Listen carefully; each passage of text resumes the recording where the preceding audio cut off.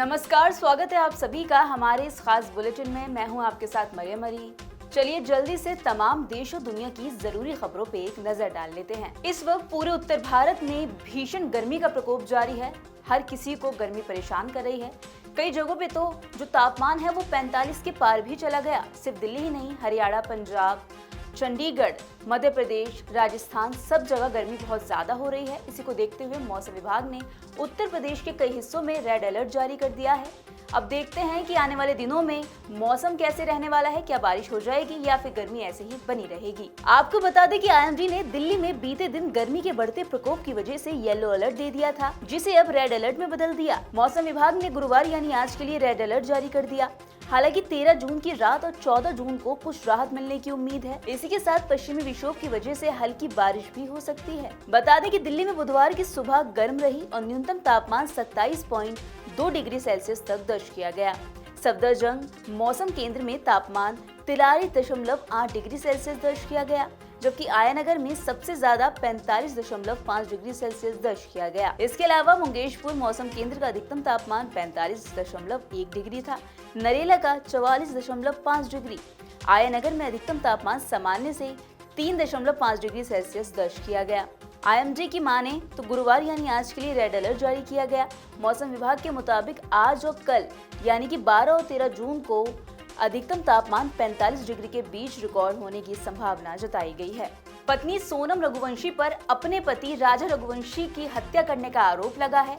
आपको बता दें कि ये सब मेघालय में हुआ और अब पुलिस का कहना है कि जहां ये सब हुआ था वहां सोनम को ले जाके उसके साथ जो 4 साथियों को गिरफ्तार किया है उन सबको ले जाके पूरे सीन को रिक्रिएट किया जाएगा।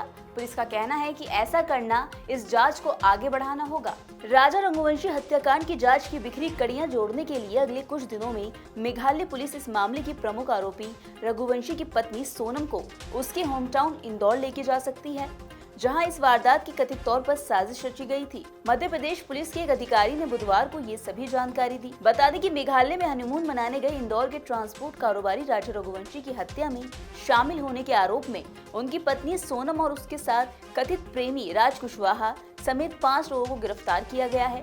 वहीं मेघालय पुलिस ने राजा रघुवंशी हत्याकांड की जांच को ऑपरेशन हनीमून नाम दे दिया। उन्होंने बताया कि हमें सोनम के मेघालय से इंदौर आकर 25 से 27 मई के बीच शहर के देवास नागा क्षेत्र में किराए के एक फ्लैट में रहने की सूचना मिली है। संभावना है कि मेघालय पुलिस अगले कुछ दिन में सोनम को इंदौर लाएगी और उसकी निशानदेही पर इस जगह की पहचान और अन्य सबूतों से जुड़ी जाँच करेगी। उधर शिलोंग की एक अदालत ने बुधवार को 8 दिन की पुलिस हिरासत में उनको भेज दिया है। वहीं पूर्वी खासी हिल्स जिले के एसपी ने बताया कि पुलिस ने अदालत से 10 दिन की रिमांड मांगी थी, लेकिन कोर्ट ने 8 दिन की मंजूरी दी। वहीं सोनम को मंगलवार आधी रात को शिलोंग लाया गया था, जबकि अन्य आरोपियों को बुधवार को ट्रांजिट रिमांड पर वहां लाया गया। उधर दिल्ली नगर निगम में सर्वोच्च स्थायी समिति के चुनाव आज यानी 12 जून को होने हैं। ऐसे में आम आदमी पार्टी और भारतीय जनता पार्टी दोनों ने चेयरमैन और डिप्टी चेयरमैन जो पद हैं इन पर अपने प्रत्याशियों को उतार दिया है। बता दें कि भाजपा ने जहां गौतमपुरी से पार्षद सत्य शर्मा को चेयरमैन पद पर प्रत्याशी बनाया है, वहीं आप ने जनकपुरी वेस्ट से पार्षद प्रवीण कुमार को उतारा। उधर डिप्टी चेयरमैन पद पर भाटी वार्ड से पार्षद सुंदर सिंह को भाजपा ने प्रत्याशी बनाया, जबकि आपने सुंदर नगरी से पार्षद मोहनी जीनवाल को प्रत्याशी बनाया है। बता दें कि 18 सदस्य स्थायी समिति में भाजपा के 11 सदस्य और आपके 7 सदस्य हैं। वहीं स्थायी समिति की बैठक आज 2 बजे होगी। उसमें महापौर राजा इकबाल सिंह बतौर पीठासीन अधिकारी बैठक की अध्यक्षता करने वाले हैं। उसी में चुनाव होगा और मतदान के तत्काल बाद परिणाम घोषित हो जाएंगे।